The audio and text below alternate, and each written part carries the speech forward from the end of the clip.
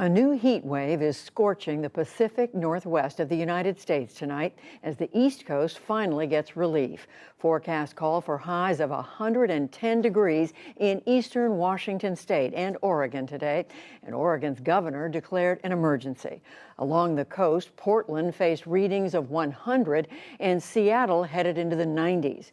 Meanwhile, rising humidity again slowed the spread of the oak fire burning near Yosemite National Park. It is now only 26% contained. The heaviest rainfall in more than a century, meantime, flooded the St. Louis area today. Some sections got more than 11 inches in a matter of hours.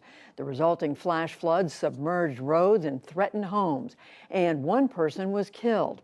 The deluge followed a period of extended drought. The U.S. Senate is set to pass a bipartisan bill worth $280 billion to boost the semiconductor industry. Senators agreed today to limit debate and take a final vote later this week. At the same time, General Motors blamed shortages of computer chips and parts for a 40% plunge in profits since a year ago.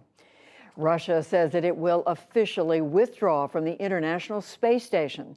The country's space chief says that instead, Moscow will focus on building its own orbiting outpost. Today's announcement had been expected, with tensions running high over the war in Ukraine.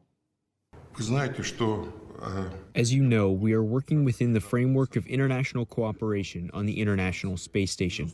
Of course, we will fulfill all our obligations to our partner, but the decision to leave after 2024 has been taken. We'll take a closer look at the implications of all this later in the program. The European Union agreed today to ration natural gas this winter. It came a day after Russian energy giant Gazprom cut the gas flow through the Nord Stream 1 pipeline to 20% capacity. Germany's economic minister said the EU bloc will not bow to pressure. We have now seen it very clearly that the strategy is to keep the price high in Europe and to let the political price get higher and higher, and thus to divide Europe and to split off solidarity with Ukraine. This council today has sent a strong, decisive signal. Europe will not be divided. The draft EU legislation calls for voluntary reductions of 15% from August through March. Pope Francis held a huge outdoor mass in Canada today, one day after apologizing for the mistreatment of generations of Indigenous school children. An estimated 50,000 people turned out in Edmonton, Alberta. The Pope praised the Indigenous tradition of showing respect for elders, but he made no further mention of his apology. Conspiracy theorist Alex Jones went on trial in Texas today for lying about the Sandy Hook school massacre in 2012. The attack left 20 children and 6 adults dead, but Jones claimed that it was a hoax to increase gun control. The trial will decide how much he pays in damages to one of the families. The school was in Connecticut. Jones and his InfoWars program are based in Texas. President Biden's physician now says that his COVID symptoms are almost resolved. And the president himself said today he's feeling great. There's also new research that concludes that the pandemic likely began at a live animal market in Wuhan, China, and not at a government lab in the same city.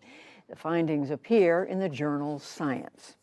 In economic news, consumer confidence in July was the lowest in a year and a half amid worries about inflation. And new home sales in June hit their lowest in more than 2 years, driven by rising mortgage rates. On Wall Street, stocks fell after Walmart warned that high prices have forced shoppers to cut back. The Dow Jones Industrial Average lost 228 points to close at 31,761. The Nasdaq fell 220 points, that's nearly 2%. The S&P 500 was down 1%. Still to come on the NewsHour, the Republican divide widens as Donald Trump and Mike Pence continue separate appeals to supporters. A planned visit to Taiwan by House Speaker Nancy Pelosi raises questions in the U.S. and China. The future of the International Space Station is in doubt after Russia announces it will withdraw. Plus much more.